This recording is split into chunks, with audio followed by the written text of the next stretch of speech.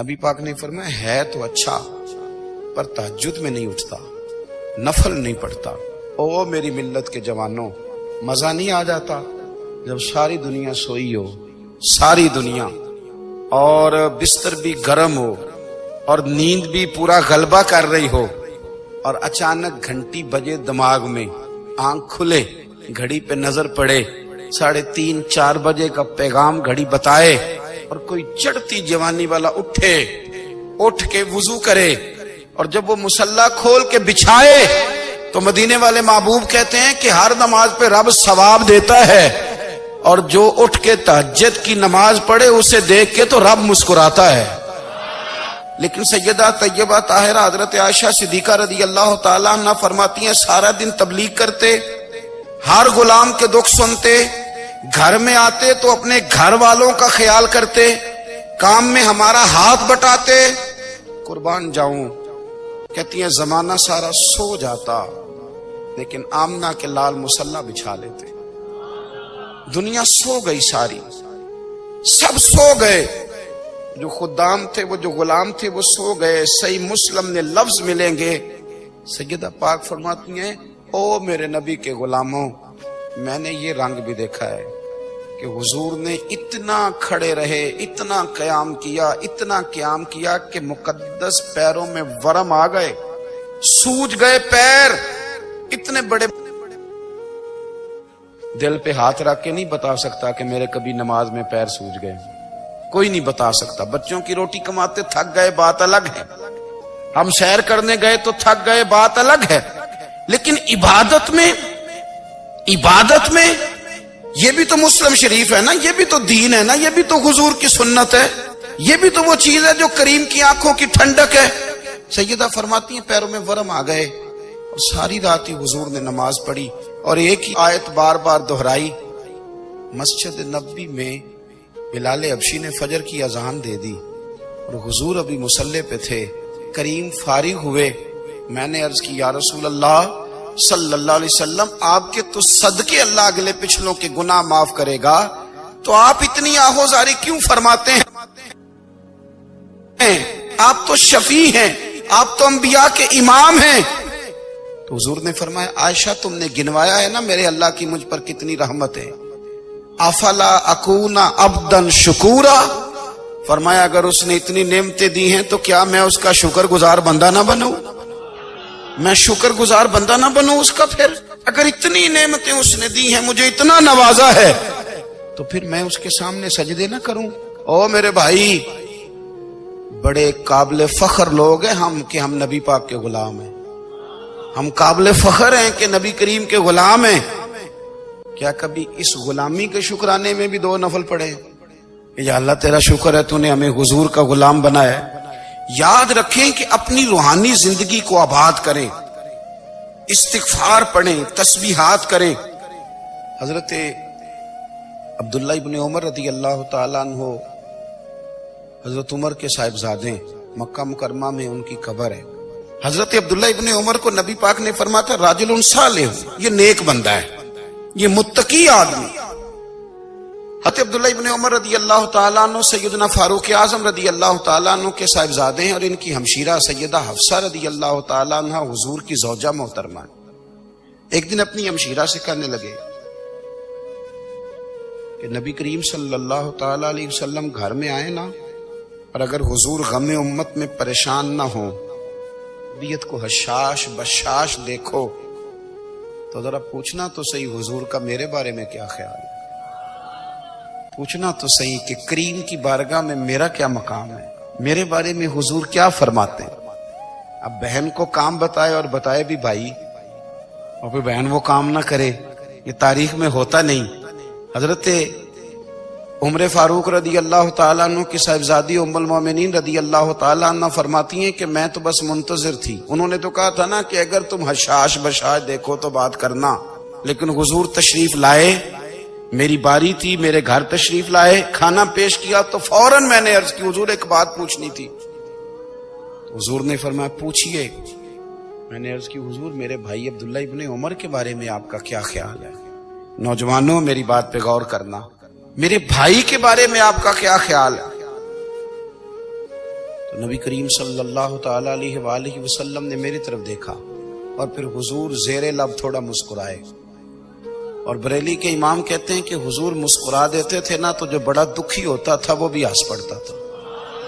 اب سوال پیدا ہوتا تھا کہ پھر تو اس مسکراہٹ کے لیے انتظار کرنا پڑتا ہوگا کئی مہینے کہ حضور مسکرائیں تو رونے والے ہنسیں. تو اعلیٰ حضرت فرماتے نہیں، انتظار نہیں کرنا پڑتا، یہ مسکراتے رہنا تو حضور کی عادت ہے. جس کی تسکین سے روتے ہوئے ہنس پڑے اس تبسم کی عادت پہ لاکھوں سلام. یعنی یہ تو عادت ہے حضور کی مسکراتے رہنا، اس کے لیے انتظار نہیں کرنا پڑتا. بھائیو آپ خیال رکھیں گے، غور کریں گے. حضرت عبداللہ ابن عمر رضی اللہ تعالیٰ عنہ کے بارے میں پوچھا تو سیدہ فرماتی ہیں کہ نبی کریم صلی اللہ تعالی علیہ وسلم نہ زیر لب مسکرائے اور فرمایا حفصہ تیرا بھائی ہے تو اچھا، لیکن میں نے سنا ہے کہ عشاء کی نماز پڑھتا ہے تو فجر تک سویا ہی رہتا ہے. او نوجوانوں، 10 بجے تک سونے کی بات نہیں ہوئی، 9 بجے تک سونے کی بات نہیں ہوئی، 11 بجے اٹھنے کی بات نہیں. حضور فرمانے لگے میں نے سنا ہے کہ عشاء کی نماز پڑھ کے سو جاتا ہے اور فجر تک سویا ہی رہتا ہے. اسے چاہیے کہ تہجد کے وقت اٹھا کرے، اللہ کی بارگاہ میں حاضر ہوا کرے، آہوزاری کرے، سجدے کرے، عبادت کرے. اٹھتا ہے اور فجر میں جا کے اٹھتا ہے. حضرت جناب حفصہ رضی اللہ تعالیٰ عنہ کہتی ہے میں نے جناب عبداللہ ابن عمر کو پیغام دیا اور میں نے کہا میرے جوان بھائی سن. نبی پاک نے فرمایا ہے تو اچھا پر تہجد میں نہیں اٹھتا، نفل نہیں پڑھتا. او میری ملت کے جوانوں، مزہ نہیں آ جاتا جب ساری دنیا سوئی ہو، ساری دنیا، اور بستر بھی گرم ہو اور نیند بھی پورا غلبہ کر رہی ہو، اور اچانک گھنٹی بجے دماغ میں، آنکھ کھلے، گھڑی پہ نظر پڑے، 3:30 4 بجے کا پیغام گھڑی بتائے، اور کوئی چڑھتی جوانی والا اٹھ کے وضو کرے، اور جب وہ مصلی کھول کے بچھائے تو مدینے والے محبوب کہتے ہیں کہ ہر نماز پہ رب ثواب دیتا ہے، اور جو اٹھ کے تہجد کی نماز پڑھے اسے دیکھ کے تو رب مسکراتا ہے. جو اس کی شان کے لائق ہے، جو اس کی شان کے لائق، وہ مسکراتا ہے، خوش ہوتا ہے کہ میرا بندہ تہجد میں اٹھ گیا، وہ مسکراتا ہے. کاش ہماری صبحیں کبھی اپنے مالک کے نام ہو جائیں.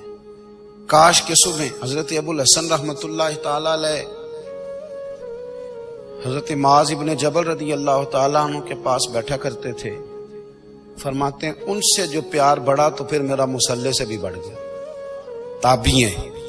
فرماتے ہیں صحابی رسول سے محبت ہوئی تو ذکر سے بھی ہو گئی، پھر درود شریف سے بھی ہو گئی. محبت ان سے بڑھی تو پھر اللہ نے مسجد کا پیار بھی بڑھا دیا. آپ فرماتے ہیں کہ میری ہر وقت طبیعت چاہتی تھی کہ بس اللہ اللہ کروں، بس اللہ اللہ کروں، بس نہ میں ذرا تھوڑی جان چھڑاؤں لوگوں سے، کو 10 منٹ ملے تو میں کو 4 نفل پڑھ لوں، میں تھوڑا سا نہ بچوں لوگوں سے، اور مجھے تسبیح ملے تو میں نہ کو 400-500 دفعہ استغفار پڑھوں، سبحان اللہ، الحمدللہ، اللہ اکبر، لا حول ولا قوت الا باللہ، میں نہ تسبیحات پڑھوں. فرماتے ہیں کہ بچے تھے گھر میں 6-7، غربت تھی، کام ملتا کوئی نہیں تھا، اور میں کام چور نہیں تھا، کام ڈھونڈتا تھا، پر اللہ کی قدرت کے کام نہیں ملتا تھا. فرماتے ہیں کہ میں نے ایک دن اپنی اہلیہ سے کہا کہ آج میں پھر جاتا ہوں کام ڈھونڈنے. تو میری بیوی بڑی فرما بردار تھی، پر اس دن نہ غربت کے ہاتھوں تنگ آ کے کہنے لگی آج نانا کوئی تو چیز لے کے آیا. تو مجھ سے بچوں کی بھوک نہیں دیکھی جاتی. یہ سب روگاں دا روگ محمد جس دا نام غریبی، کنڈ بلا کے لنگ جاندے نہیں دوست یار قریبی. آج نہ کچھ لے کے آیا تو میں بچے لے کے میکے چلی جاؤں گی. شیخ فرماتے ہیں کہ میں بڑا پریشان گھر سے نکلا، پر میں نے صبح سے لے کے زور تک کام ڈھونڈا، کام ملا کوئی نہیں. تو میرے دل میں خیال آیا چلو کام نہیں ملتا تو اللہ اللہ تو کرے نا، چلو بندوں کی مزدوری نہیں ملتی تو رب کریم کی عبادت ہی کرتے ہیں. فرماتے ہیں کہ میں نے نا فرات کے پانی سے وضو کیا، نہر کے، شدید دھوپ تھی، ساتھ ریت تھی اور ریت تپ رہی تھی. میں نے اپنا رومال وہیں مصلی کے طور پر بچھا لیا اور فرماتے ہیں کہ زور سے لے کر عصر تک نماز پڑھی، دھوپ بھی پورے زور پہ، پر میرے سجدے کا ذوق بھی پورے زور پہ۔ فرماتے ہیں سورج بھی چمک رہا ہے اور رب کی عبادت کا ذوق بھی پورے زور پہ، میں سجدہ کروں تو پھر میرا اٹھانے کو جی نہ چاہے۔ میرے استاد لکھا کرتے تھے، یہ ان کا شعر ہے، وہ کہا کرتے تھے مجھے سوز دے، مجھے ساز دے، اور مجھے نیم شب کا نیاز دے، دم سجدہ خود کو میں توڑ دوں، مجھے ایسا ذوق نماز دے۔ اور میں تیری بہار کا پھول ہوں، میں کھلا بھی ہوں تو تیرے لیے، مجھے میری شاخ سے توڑ لے، مجھے اپنی زلف کا ناز دے۔ بھائی فرماتے ہیں کہ عصر تک میں نے نفل پڑھے، دل ڈھلنے لگا، عصر کی نماز پڑھی اور میں وہاں سے چلا۔ اب میں جب نکلنے لگا تو دل میں خیال آیا کہ چھوٹی چھوٹی دیواریں ہیں گھر کی، بغیر کچھ لیے جاؤں گا تو بیوی دور سے دیکھے گی تو شور کرے گی کہ پھر خالی ہاتھ آ گیا ہے۔ کہتے میں نے اپنے اسی رومال میں جس پہ میں نے نماز پڑھی تھی نا، رومال میں، یہ عقیدہ پنجابی جو صافہ کہتے ہیں، اسی میں نا میں نے کچھ ریت بھر لی کہ وہ دور سے دیکھے گی تو سمجھے گی کچھ لے کے آیا ہے، چلو جا کے اسے بتا دوں گا کہ آج پھر مزدوری نہیں ملی۔ کہتے ہیں وہ ریت لے کر جب میں گھر میں گیا تو پہلے بیوی دروازے پہ کھڑی ہوتی تھی، پوچھتی تھی خالی ہاتھ آ گئے ہو؟ آج میں نے دیکھا تو ہے ہی کوئی نہیں۔ فرماتے ہیں میں اندر داخل ہوا، سلام لیے، کونے میں نے وہ رومال رکھ دیا اور میں نے آواز دی کہ بھلی مانس کہاں ہو؟ تو وہ کہنے لگی آپ منہ ہاتھ دھو لیں، میں روٹی لے کے آئی۔ میں نے کہا روٹی کہاں سے آ گئی؟ یہاں تو کئی دنوں کے فاقے، تو کئی دنوں کی غربت ہے، یہاں تو اس گھر میں تو فقیری ہے۔ فرماتے ہیں کہ وہ روٹی لے کے آئی اور اس وقت کی جو موجودہ نعمتیں تھیں، سمجھ لیں سلاد، اچار، ہر چیز ساتھ لائی۔ میں نے کہا کہ بچے کہاں گئے؟ کہنے لگی وہ کھانا کھا کے کھیلنے گئے، آپ کھانا کھا لیں آ جاتے۔ کھانا اس نے چن دیا۔ میں نے حیرت انگیز لہجے میں ساری نعمتیں اپنے دسترخوان پہ دیکھ کر کے بیوی سے پوچھا یہ کہاں سے آیا کھانا؟ بچوں کو تو نے کہاں سے کھانا کھلایا؟ یہ سارا کچھ کیسا ہے؟ کہنے لگی پتہ نہیں آج آپ کس کریم کی مزدوری کرنے چلے گئے تھے، پتہ نہیں کس کریم کی، میرے گھر میں تو اتنی نعمتیں آئی ہیں کہ مجھ سے سنبھالی نہیں جا رہی، اتنا اناج ہے، اتنا گندم ہے، کس کریم کے دروازے آج چلے گئے تھے؟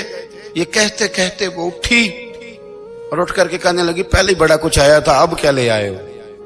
اور جا کر کے نا اس نے وہ ریت والا رومال کھولا، کہنے لگے میں تو لے کے آیا تھا ریت، تو میرے رب نے اسے بھی سونے اور ہیرے بنا دیا تھا۔ جب آپ کی توجہ اللہ کی جانب، میرے نبی پاک صلی اللہ تعالی علیہ وسلم نے فرمایا ہر چیز اپنے رب سے مانگ، ہر چیز مانگ، ہر چیز مانگ۔ یا رسول اللہ کیا کچھ؟ میرے محبوب نے فرمایا تیرے گھر میں نمک بھی ختم ہو جائے تو وہ بھی اپنے رب سے مانگا کر، تو مانگنا وہ تجھے دے گا، تو اس کی بارگاہ میں کشکول طلب دراز تو کرنا۔ اور ترمذی شریف میں عجیب لفظ ہیں، رسول کائنات نے فرمایا، رب کریم فرماتا ہے جب میرا بندہ ہاتھ اٹھاتا ہے نا تو مجھے حیا آتی ہے کہ میں خالی کیسے لوٹا دوں اس کے، اتنے بڑے بادشاہ کی بارگاہ میں۔ او بھائی لوگوں سے عزتیں تلاش کرتے ہو تو وہ کیا تمہیں عزت دیں گے؟ وہ تو کل اچھا کہتے ہیں پرسوں برا کہنے لگ جاتے ہیں۔ لوگوں کے سامنے گڈ بک میں آنا چاہو گے تو وہ تو سویرے تمہارے بارے میں کچھ کہیں گے، شام کچھ اور کہیں گے۔ اپنی روحانی زندگی آباد کریں، اپنے مسلح کو وقت دیں، اور دنیا سے چھپ کر اس موبائل کو بند کر کے اور اپنے آپ سے بھی چھپ کے اور تنہا ہو کے چھپا کے سارا کچھ اپنے آنسو اپنے رب کی بارگاہ میں پیش کریں، اس کے حضور حاضری دیں۔ سنو نا ترمذی کی حدیث اور اسے یاد رکھنا، نبی پاک علیہ السلام نے فرمایا اپنے دکھ لوگوں کے سامنے نہ بیان کرنا، سیٹھوں نوابوں کو نہ بتاتے پھرنا، دنیا داروں کے سامنے جا کے نہ رونا کہ میں تکلیف میں ہوں۔ اور میں اگر دنیا داروں کو دکھ بتاؤ گے رب تمہیں کبھی غنی نہیں کرے گا، اور لوگ ہیں کہ الٹا مذاق اڑائیں گے۔ آپ کی جس سے بڑی پکی یاری ہے نا، پکی، وہ تب تک پکی ہے جب تک آپ نے 50,000 مانگا نہیں، اور جس وقت آپ نے کہہ دیا کہ میں مجبور ہوں میری مدد کر تو پھر ختم ہو گئی دوستی۔ لوگوں کے تعلقات آپ کے ساتھ تب تک ہیں جب تک آپ ان سے کوئی ضرورت وابستہ نہیں کرتے۔ کریم محبوب فرمانے لگے بندوں کے سامنے دکھ نہ بیان کرنا، اللہ تجھے کبھی غنی نہیں کرے گا۔ تو اپنے دکھ اپنے رب کو بتا، تو دعائیں مانگ، تو اس کی بارگاہ میں حاضر ہو، تو اس کے حضور عرض کر، فرمایا اپنے دکھ اپنے رب کو بتا، وہ جلدی کرے یا دیر سے کرے تجھے ساری دنیا سے بے نیاز کر دے گا، تجھے کسی کا محتاج نہیں رہنے دے گا۔ اپنے مسلح کو، اپنی دعاؤں، ایک بزرگ فرماتے ہیں میں نے دعا مانگنے کا طریقہ اپنی بیوی سے سیکھا۔ دعا مانگنے کا طریقہ اپنی، سیکھنے والے تو اپنے بچوں سے بھی سیکھ لیتے ہیں، سیکھنے والے تو ہر ایک سے سیکھتے ہیں۔ وہ کہتے ہیں میں نے دعا مانگنے کا سلیقہ اپنی بیوی سے سیکھا ہے۔ حضرت وہ کس طرح؟ فرمانے لگے میری بیوی نے نا مجھے کوئی کام بتایا، کچھ پیسوں کی ضرورت کے لیے کہا، تو میں نے اسے کہا کہ بھئی ابھی میرے پاس نہیں ہے، کچھ دنوں میں آتے ہیں تو میں دے دوں گا۔ عورتوں کی عادت ہوتی ہے وہ بار بار یاد کراتی ہیں، 2-4 دنوں کے بعد پھر اس نے کہا حضرت وہ میں نے کہا تھا کچھ پیسے، میں نے اسے کہا کہ ابھی میرے پاس نہیں ہے، کچھ دنوں میں ملتے ہیں تو میں تمہیں دے دوں گا۔ اس نے کچھ دنوں کے بعد پھر کہا حضور وہ میں نے کچھ پیسے کہے تھے۔ فرماتے میں نے ڈانٹ دیا، میں نے کہا کہ کیا تو روز مجھے شرمندہ کرتی ہے، کہا نا میرے پاس نہیں ہے، ہوں گے تو دے دوں گا، تو روز یاد کراتی ہے۔ فرماتے ہیں اس نے پہلے تو میری ڈانٹ کو سہا، پھر میرے سخت جملوں نے اس کی آنکھوں میں آنسو پیدا کر دیے، پھر اس نے اپنے آنچل میں اپنے اس دکھ کو سمیٹا، اور پھر اس نے ایک جملہ کہا تو میں رو پڑا، اور مجھے اپنے رب سے مانگنے کا طریقہ آ گیا۔ مجھے کہنے لگی حضرت جی آپ نے ڈانٹ دیا، میں نے سہ لیا، پر آپ ہی میرے شوہر ہیں، بتائیں نا آپ سے نہ کہوں تو میں کس سے جا کے کہوں۔ فرماتے ہیں میں رو پڑا، اور میں کھل کے رویا، اور میں تڑپ کے رویا، اور پھر میری سسکیاں بند گئیں۔ تو مجھے کہنے لگی آپ کو کیا ہوا؟ میں نے کہا مجھے بھی دعا مانگنی آ گئی ہے۔ جب میں اسے کہوں گا نا اللہ تو ہی میرا رب ہے، میں تجھ سے نہ کہوں تو میں کس سے جا کے کہوں؟ میں کیوں کسی بندے سے سوال کروں؟ میں کیوں کسی دنیا دار سے کہوں؟ میں تیرے بندوں کا، نیک بندوں کا وسیلہ لے کے، تیرے محبوب کی غلامی لے کے تیری بارگاہ میں آیا، تجھ سے نہ مانگوں تو کس سے مانگوں؟ سمجھ آ گئی ہے جب میں اس رنگ میں مانگوں گا تو پھر رب میرے اوپر بڑا ہی فضل فرمائے گا، وہ میرے اوپر بڑی رحمت کرے گا، وہ میرے لیے آسانیاں کرے گا۔ عزیز دوستو ہم اس طرح کرنے لگ گئے ہیں کہ ہم نے نا اپنے تعلقات پر اعتماد کرنا شروع کر دیا ہے۔ میرے تعلقات بہت ہیں، ہم نے اپنی دولت پر اعتماد کرنا شروع کر دیا، میرے پاس دولت بہت ہے۔ ہم نے اپنے علم پر، اپنی شہرت پر اعتماد کرنا شروع کر دیا کہ میرے پاس فلاں چیز بہت ہے۔ یاد رکھنا جب بے نیاز اپنی صفت بے نیازی دکھاتا ہے تو بڑی بڑی دولتوں والے مجبور نظر آتے ہیں۔ بھائیو جب انسان کا رشتہ اپنے مالک کے ساتھ ہوتا ہے پھر تو غم بھی کچھ نہیں کہتے، پریشانیاں بھی کچھ نہیں کہتی، پھر تو زندگی صبر والی، پھر تو زندگی توکل والی، پھر تو زندگی بھروسے والی، پھر انسان اپنے آپ کو رسوا نہیں کرتا، دنیا داروں سے امیدیں اس کی ختم ہو جاتی، امیدیں اللہ رسول سے لگا لیتا ہے، مضبوط ہو جاتا ہے، مضبوط، طاقتور ہو جاتا ہے، خوددار ہو جاتا ہے، باوقار باعزت ہو جاتا ہے۔ حضرت بہلول دانا رحمت اللہ علیہ بیٹھے تھے تو ہارون رشید حج کر کے آ رہا تھا،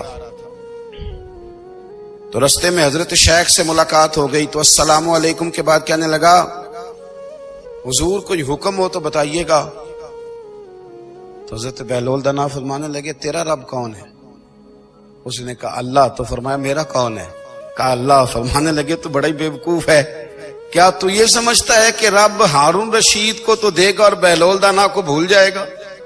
تیرا بھی وہی رب ہے، میرا بھی وہی رب ہے، اس نے اگر تجھے دے کے آزمایا ہے تو ہو سکتا ہے مجھے نہ دے کے آزما رہا ہو، جب اس کی حکمت کے تقاضے ہوں گے تو عطا کرے گا اور دے گا، تو جا اپنا کام کر۔ بھائی اپنی روحانی زندگی، اپنی عبادات، اپنے وظائف، اپنے روزمرہ کے معاملات، اپنی دعائیں، اپنا استغفار، دیکھو مشکل کام تو نہیں 2 رکوع ہیں سورہ واقعہ کے اگر رات کو پڑھ لی جائے تو۔ میں کس طرح یہ بات بیان کروں کہ تعویذ بانٹنا آسان ہے اور وظیفہ بتانا مشکل ہے۔ سارا دن تعویذ بانٹیں تو لوگ لینے کو تیار ہیں، اور اگر آپ وظیفہ بتائیں تو کہتے ہیں تو مشکل کام ہے۔ او خدا کے بندے، اگر آپ کا تعلق قرآن پاک کے ساتھ مضبوط ہو، قرآن پاک کے ساتھ اگر آپ کا رشتہ ہو، لوگ سفارشیں ڈھونڈتے ہیں نا دنیا میں، کوئی تعلق مل جائے تو میرا کام ہو جائے، دنیا میں اتنا مشکل معاملہ ہے، آخرت میں مجھے بتائیے گا کتنا مشکل معاملہ ہوگا۔ میرے نبی پاک صلی اللہ تعالی علیہ وسلم نے فرمایا جو لوگ سورہ ملک پڑھا کرتے تھے نا، سورہ ملک، یہ سورت ملک قیامت میں ان کی سفارش کرے گی، اور اس طرح کرے گی کہ کہے گی اے اللہ یہاں اس بندے کو جنت میں داخل کر دے یا مجھے قرآن پاک سے علیحدہ کر دے۔ تو رب فرمائے گا جا اس کا دامن تھام کے اسے جنت تک پہنچایا۔ آپ بات کو سمجھیں، جب آپ کے تعلقات اپنے معاملات کے ساتھ مضبوط ہوں گے، یہ نبی کریم نے وعدہ کیا ہے کہ تو سورت واقعہ پڑھ تیرے گھر میں فاقہ نہیں آئے۔ حضرت عبداللہ ابن مسعود رضی اللہ تعالیٰ عنہ بیمار تھے تو حضرت عثمان غنی رضی اللہ تعالیٰ عنہ تیمارداری کے لیے تشریف لے گئے اور جا کر کے کہا کہ آپ بڑے بیمار ہیں، آپ کی بیٹیاں زیادہ ہیں، میں چاہتا ہوں کہ خزانے میں سے کچھ مدد کروں۔ تو سیدنا عبداللہ ابن مسعود رضی اللہ تعالیٰ عنہ اٹھ کے بیٹھ گئے اور کہنے لگے امیر المومنین، اللہ آپ کو میری طرف سے میری بیٹیوں کی طرف سے بہتر صلہ دے، میری بیٹیوں کو کسی خزانے کی ضرورت نہیں، میں نے انہیں خزانہ دے دیا ہے۔ کہا جناب آپ نے کون سا خزانہ دیا ہے، میں آپ کے مالی معاملات کو جانتا ہوں۔ تو فرمانے لگے امیر المومنین، میرے نبی کریم نے فرمایا ہے جو سورت واقعہ پڑھے اسے کبھی فاقہ نہیں آتا، میں نے بیٹیوں کو یاد کرا دی ہے، یہ خزانہ میں نے انہیں دے دیا ہے۔ وہ سارے والدین سنیں جو بیٹیوں کے لیے پریشان رہتے ہیں۔ حضرت عبداللہ ابن مسعود نصیحت کر رہے ہیں، فرمانے لگے میں نے سورت واقعہ یاد بھی کرا دی ہے، پڑھنے کی عادت بھی ڈال دی ہے۔ حضور نے فرمایا ہے جو سورت واقعہ پڑھے اسے فاقہ نہیں آتا۔ کہنے لگے چاند تو اپنی جگہ چھوڑ سکتا ہے، سورج گر سکتا ہے، تارے ٹوٹ سکتے ہیں، پر مدینے والے رسول کی بات غلط نہیں ہو سکتی۔